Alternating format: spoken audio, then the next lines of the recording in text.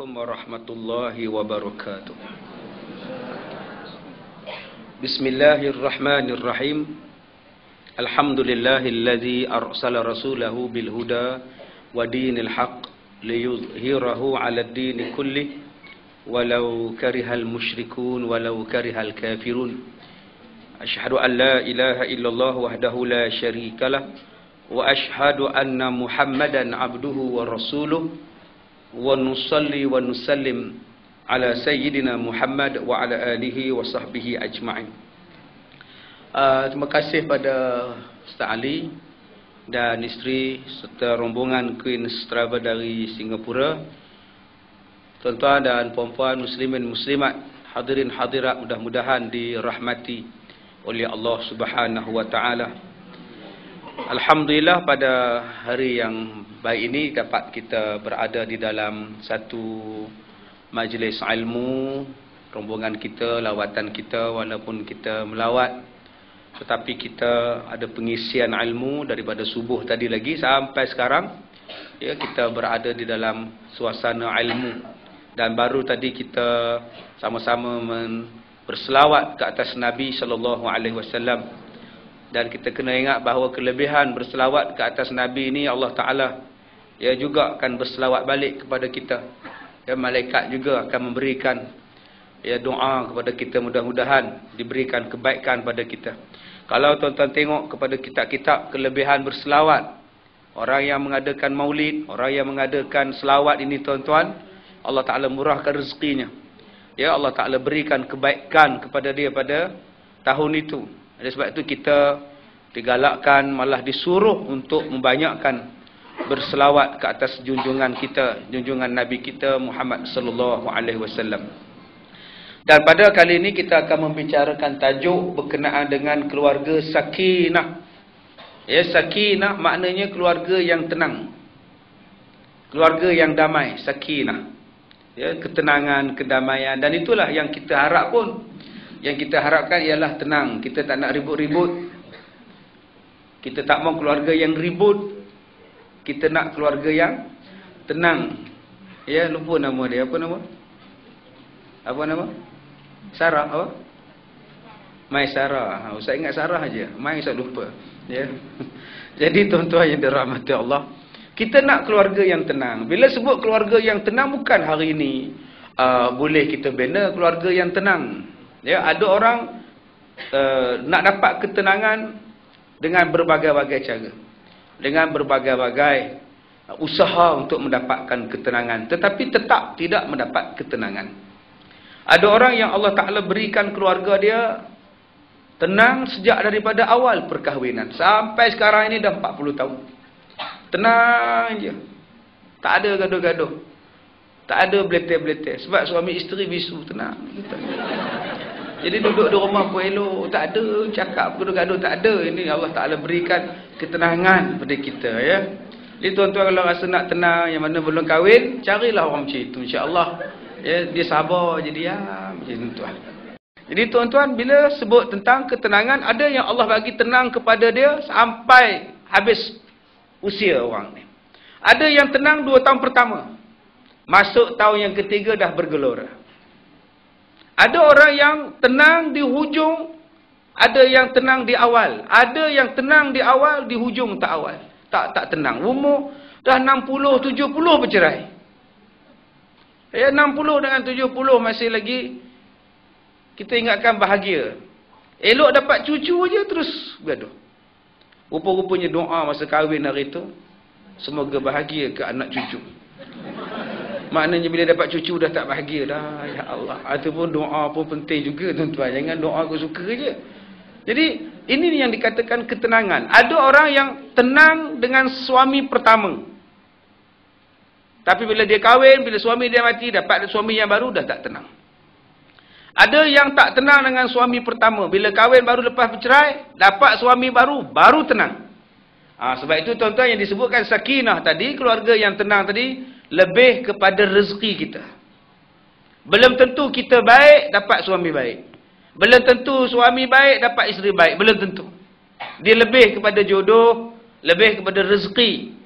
Dan yang paling pentingnya bahawa itu adalah ujian daripada Allah Subhanahu wa taala. Liyabluwakum ayyukum ahsanu amala. Kadang-kadang yang bercakap dia pun tak tenang tuan haji. Tuan-tuan ingat yang bercakap dia tenang ke? Dia pun serabut perut juga tuan-tuan. Macam-macam masalah dalam rumah tangga dia. Ya, tak tenang juga dia. Isteri buka pintu, cekak pinggang macam. Pasal dia lambat, bagi 10 alasan. Jenuh tuan-tuan, nak cari 10 alasan. Jadi tuan-tuan bila sebut saja tentang sakinah, bagaimana nak mencapai tahap sakinah? Sebab itu ada beberapa perkara asas yang kita kena jaga supaya keluarga kita ini tenang.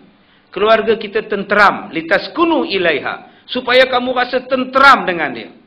Yang ini yang Allah Ta'ala sebut. Tujuan perkahwinan itu asasnya ialah supaya kamu merasa tenang.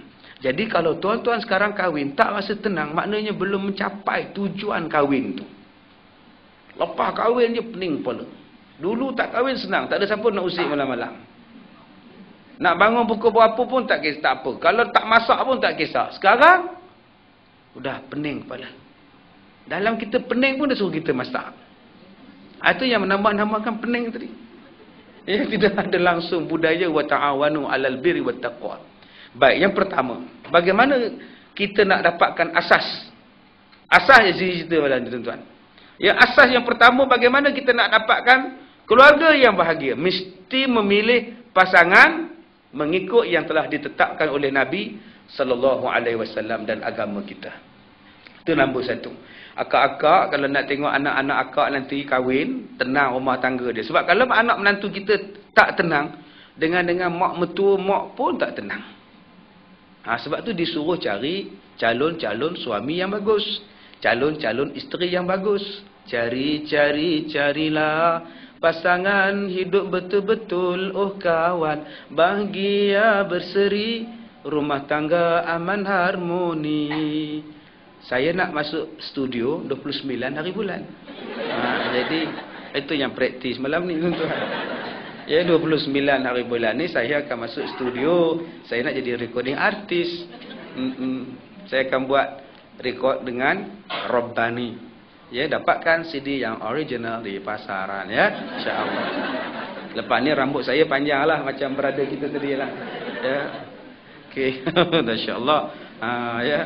InsyaAllah tuan-tuan, lagu tadi saya sebut, carilah pasangan hidup betul-betul oh kawan. Dia suruh kita cari.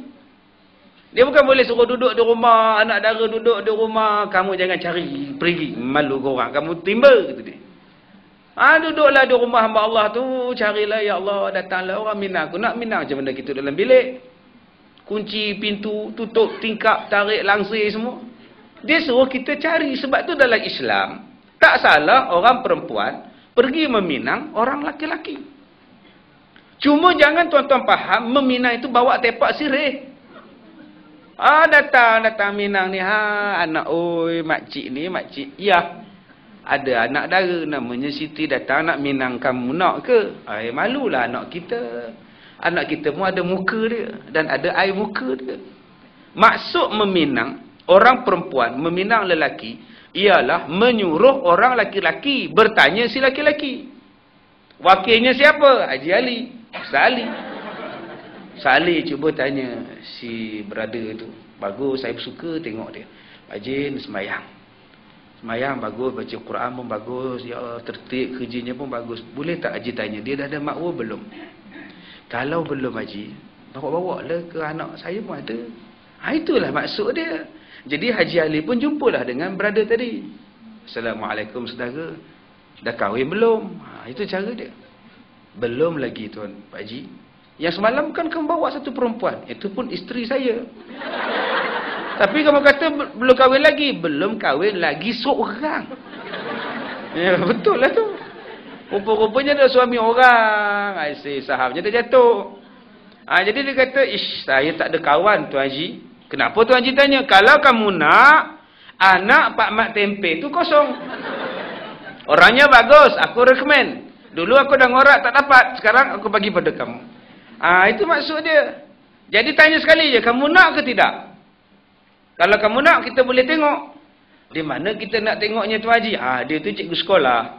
Kita tunggu masa dia balik sekolah, masa dia tunggu bas. Boleh macam itu. Tetapi walaupun kita buat macam tu tak salah, tetapi kurang sesuai. Sebab perempuan tadi tak boleh kontrol handsome. Ya, cikgu sekolah tu keluar, peluhnya, ya Allah, kata dia. Jadi dia tak boleh. Tiba-tiba hidungnya gatal. Koreknya hidung dia. Sampai habis jarinya. Jadi si brother tengok, pakcik tak jadilah. Nampak sangat brutalnya pakcik, kata dia. Sebab itu dalam Islam, kalau kita nak pergi meminang orang, sebaik-baiknya, kalau kita bukan nak meminang, nak menengok, sebaik-baiknya kita kena cakap. 24 hari bulan kita orang datang nak nengok, nak menengok je. Gitu jadi boleh dia kontrol handsome dia. Boleh dia pergi spa, sauna ke apa yang mana patut. Bolehlah dia touch up mana patut. Ini tidak, pergi tengok curi-curi. Kena kawah malu. Lepas dia korek dia tengok pula tu, tengok Tuan Haji cancel, tak payah menakutkan saya lah. Jadi begitu caranya. Kemudian Tuan Haji Ali tadi, bila dah tanya si Mamat tadi, maka tidak perlu lagi tanya. Jangan lagi tanya selepas itu. Seminggu selepas itu tanya lagi. Macam mana Mat? Jadi ke? Jadi ke? Tak mau dah. Cukup sekali itu. Kalau dia nak, cakap. Kalau dia tak nak, diam. Itu caranya laki-laki meminang orang, perempuan meminang orang laki-laki. Bukan maknanya, Mat, macam mana Mat? Dia orang dah tunggu Mat. Mat, macam mana Mat? Dia orang dah tunggu Mat. Tak payah. Cakap pada dia. Kalau kamu nak, kamu datang jumpa aku. Kita pergi meminang. Lepas itu baru pergi minang. Bukan laki-laki itu duduk di rumah bersimpul. Kenapa Mat? Hari ni orang nak menengok. Ya Allah. Geli aku tengok kamu ni. Sudah duduk bersimpul dengan inainya, ya Allah. Di belakangnya pula ada siput lagi tuan-tuan. Itu bukan cara dia. Dia tetap pergi meminang si perempuan. Macam biasalah dengan dia lah. Pergi buat apa hantarannya. Jangan dia pula duduk tempoh di situ. Ya Allah, aku letih tengok kamu.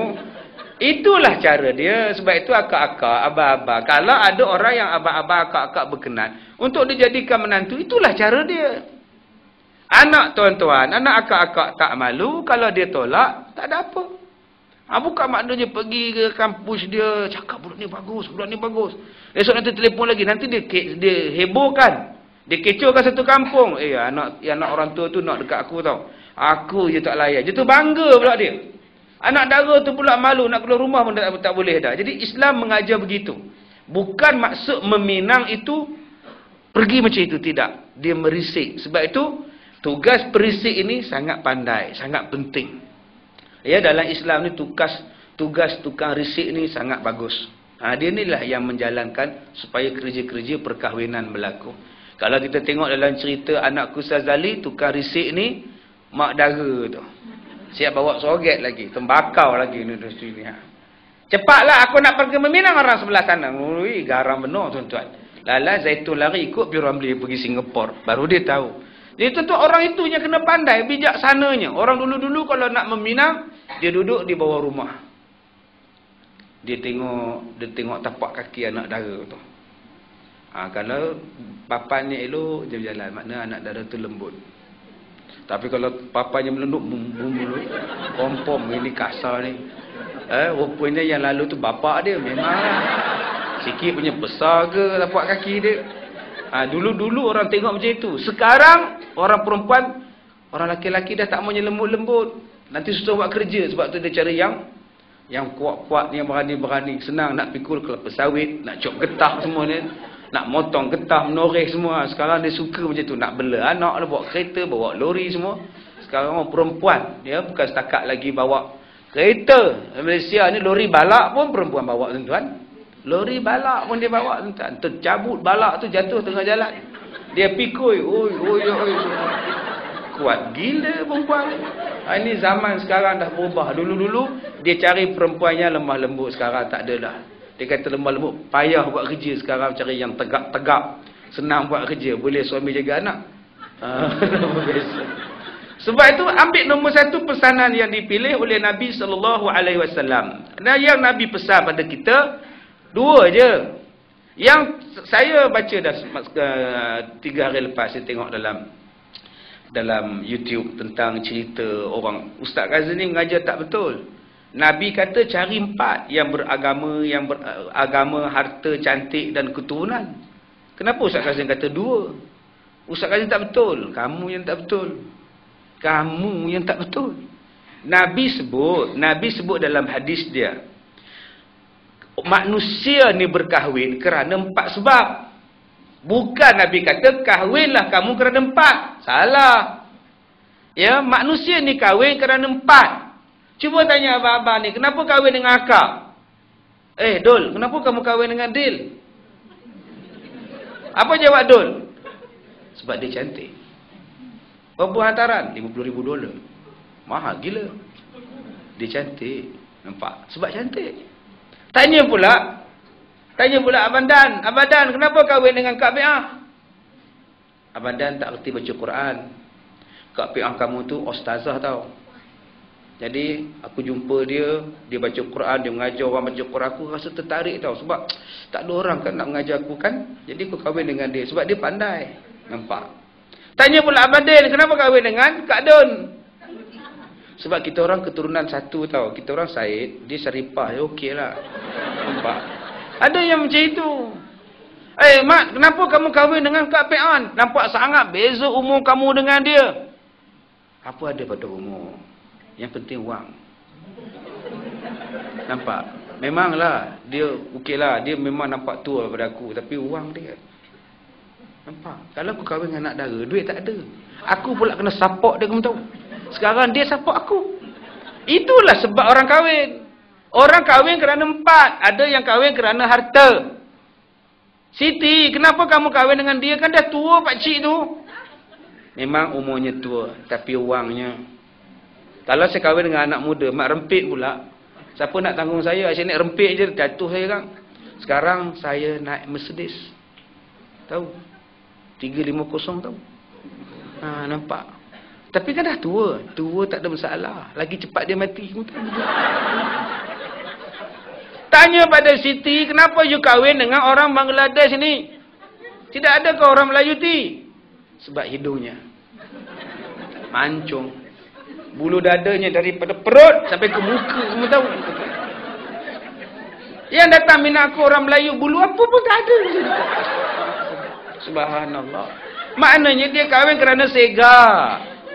Kenapa kamu kahwin dengan dia? Kan dia dah ada 3 isteri. Kenapa kamu sanggup jadi 4? Sebab agamanya. Saya nak orang laki-laki yang boleh bimbing saya ke arah agama. Nampak? Kenapa kamu kahwin dengan dia, Siti? Sebab Siti keturunan orang Banjar. Bapak Siti pesan mesti kahwin dengan orang Banjar. Tidak mau dengan orang Jawa payah. Nampak? Itulah 4 sebab tuan-tuan kahwin. Sekarang ini tuan-tuan kahwin dengan suami tuan-tuan. Akak-akak kahwin dengan suami akak-akak. Sebab apa? Dalam 4 inilah. Siapa yang kahwin sebab suami akak-akak handsome? Cuba angkat tangan macam saya. Ada? Ada tak yang kahwin sebab suami dia handsome? Ada? Walaupun tak reti semayang. Itu ketepikan. Yang pentingnya handsome. Sejuk mata memandang. Ada? Ada sini yang kahwin kerana harta. Dia kaya. Dia toki ayam. Tiap-tiap hari ayam makan ayam free tau. Ada yang kahwin, cuba angkat tangan. Ada ni. Siapa yang kahwin kerana agama? Walaupun tak kaya, walaupun tak segak, walaupun tak ada tak. Tapi agamanya okey. Kahwin juga. Dalam banyak-banyak 4 perkahwinan ini, kata Rasulullah, kamu ambillah yang beragama.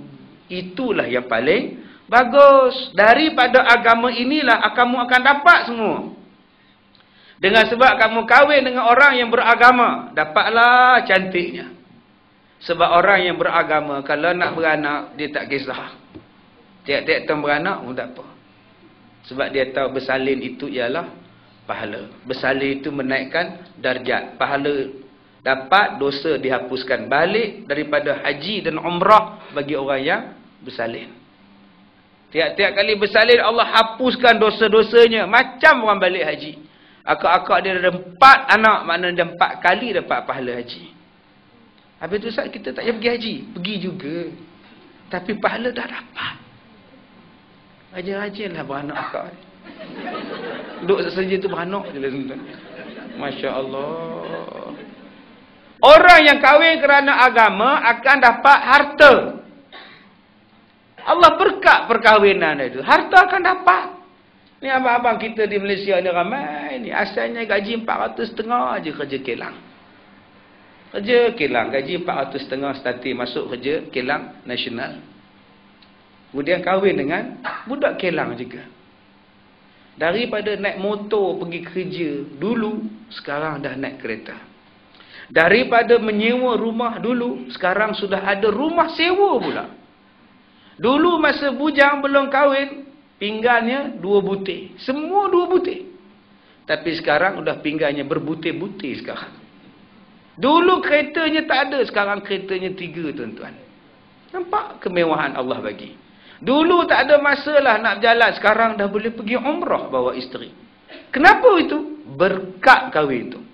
Orang yang berkahwin kerana agama, dia akan dapat cantiknya perempuan itu. Sebab orang yang berkahwin kerana agama tadi, dia boleh disentuh, boleh dipegang. Tetapi kalau orang yang berkahwin kerana cantik, kadang-kadang nak sentuh pun tak boleh. Dia kahwin kerana cantik. Malam-malam tak boleh sentuh. Abang, malam ni jangan buat apa-apa. Kenapa? I nak pakai maskara. Sudah tuan-tuan. Nak pakai mask ni. Nak tempek. Sapu dengan cat. Putih je muka dia. Malam besok abang jangan buat apa-apa. Saya nak buah timun. Tempeknya timun atas mata semua tempek. Suami dia ambil sos, tabur atas muka. Makannya ngam. Itu tak boleh sentuh, ini tak boleh sentuh. Pasal cantik. Sebab itu kalau kita kahwin dengan orang yang sederhana, harta dapat, bahagia dapat, semua dapat. Habis itu Ustaz, kalau yang cantik macam mana Ustaz? Jahat ke kami ni? Tidak. Jadikanlah diri beragama.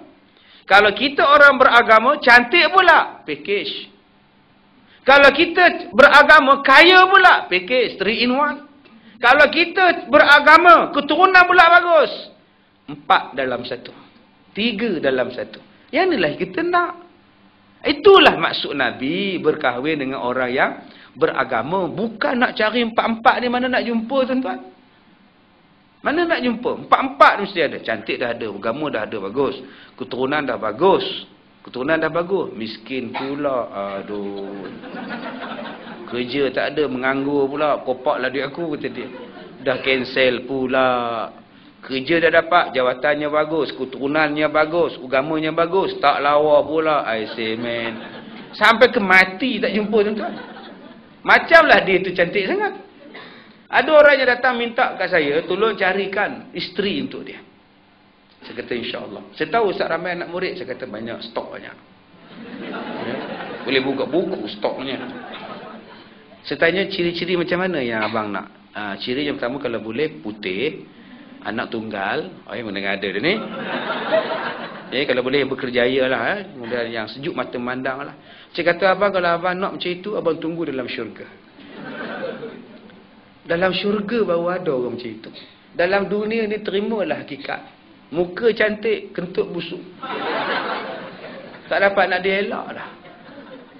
Tak dapat nak dielak dah. Terimalah hakikat. Keturunan bagus dah, mak bapak bagus, perangai dia pula tidak bagus. Sebab itu Nabi kata kalau kita nak jadikan rumah tangga kita bahagia, ambillah yang beragama.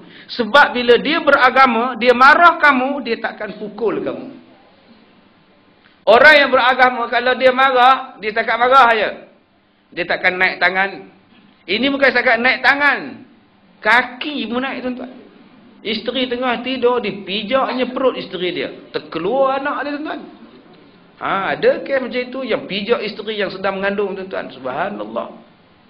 Kita nak yang handsome, nak yang segak, ambil. Penyepak dia pun segak juga tuan-tuan. Melekat 5 jari di sini. Ya, nasib baik tak bisu. Okey, nasib baik tak bisu. Sepak kita di sini, Masya Allah, Subhanallah. Orang yang beragama, dia takkan tampar isteri dia. Dia takkan pukul isteri dia. Dia takkan ragging isteri dia. Sebab dia beragama. Ambil yang agama. Kalau dia tak suka dengan kamu, dia lepaskan elok-elok. Nampaknya ya, kita dah tak boleh hidup sekali, kita bercerai lah ya. Tapi kalau orang yang tak ada jahat agama tuan-tuan, dia gantung tak bertali tuan-tuan. Nak minta cerai pun susah, nak pergi mahkamah panggil pun dia tak datang. Bertangguh sampai perempuan ni umur dekat 50 baru boleh dia datang. Orang yang beragama kalau dapat dia takkan pukul kita. Kalau dia baik dengan kita, dia tatang kita bagi minyak yang penuh. Ini. Tetapi agama saja belum tentu cukup. Agama saja belum tentu cukup. Berapa banyak orang yang ada faham agama kaki kelentong. Ya, kaki kelentong. Ada satu isteri dia kata, Ustaz, suami saya ni semayang tak tinggal. Pergi masjid, cakapnya lemah lembut, Ustaz. Orang kampung, taman semua kata dia bagus. Tapi dia di rumah jin iprit. Masya Allah. Saya kata, kenapa jin iprit nak kak? Cerita. Dia kata, Ustaz, tak jin iprit macam mana Ustaz? Dia bawa balik jantan, bawa balik ke rumah. Dia suami lelaki, bawa balik budak lelaki ke rumah. Apa dia buat? Re-roman lah. Apa lagi? Astaghfirullahalazim. Dia betul Ustaz. Dia bawa balik budak jambu. Oh, jamu air? Bukan. Bawa balik boy. Kunci pintu di projek dengan boy. Masya Allah. Bila anak akak tegur, dia ambil pisau, dia kata, diam kamu, tikam kamu kan. Bila akak tegur dia, Ustaz, dia pelempang terus, Ustaz. Itu sebab saya panggil suami saya jin.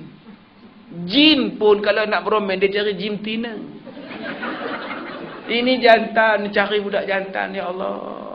Lembu kalau nak kahwin pun dia cari lembu tina. Babi pun, dia cari babi jantan, cari babi betina. Orang ada akal boleh cari jantan sama jantan. Masya Allah. Subhanallah. Boleh tak Ustaz saya minta cerai? Pilah kau yang minta cerai. Suami akak tu bukannya jin iprit. Gila babi nama dia. Sebut gila babi ni kasar sangat. Gila khinzir nama dia. Ya Allah, subhanallah. Tapi baik tak? Baik semayang tak tinggal. Pergi masjid semayang. Tapi nafsunya songsang. Yang tahunya ialah isteri je. Songsang tak songsang. Tuan-tuan ni abang-abang haji belah kanan saya, abang haji belah kiri saya. Yang mengetahui baik tak baik ni, orang rumah je. Serupalah saya pun yang nak tahu saya ni baik tak baik, orang rumah saya lah. Memang depan tuan-tuan saya baik. Nak tahu baik tak baik, nanya orang rumah. Macam mana suami ustazah di rumah? Kalau dia gelak macam itu, mana buruk lah tu. Kalau dia tak jawab, dia setakat jual je. Maknanya buruk lah tuan-tuan tu. Yang mengetahui kita orang lelaki-lelaki ni isteri. Kalau dia panggil jin, makna buruk lah. Tapi kalau isteri kata, ya Allah, saya bahagia sangat. Tak tahu bahagia. Maknanya bahagia lah tuan-tuan. Sampai tak terkata bahagia dia tu. Sebab itu agama saja belum cukup. Nabi kata, ambil lagi satu. Yang agama saja belum tentu cukup. Ambil lagi satu. Nama dia apa? Akhlak. Carilah orang yang berakhlak, husnul khuluq. Apa dia yang dikatakan akhlak? Ni dia. Yang dikatakan akhlak itu bila kamu tengok dia, kamu suka. Tengok dia je suka. Tengok muka suka. Bila dia balik suka. Bila dia tak ada kita rindu. Itu maknanya berakhlak lah itu.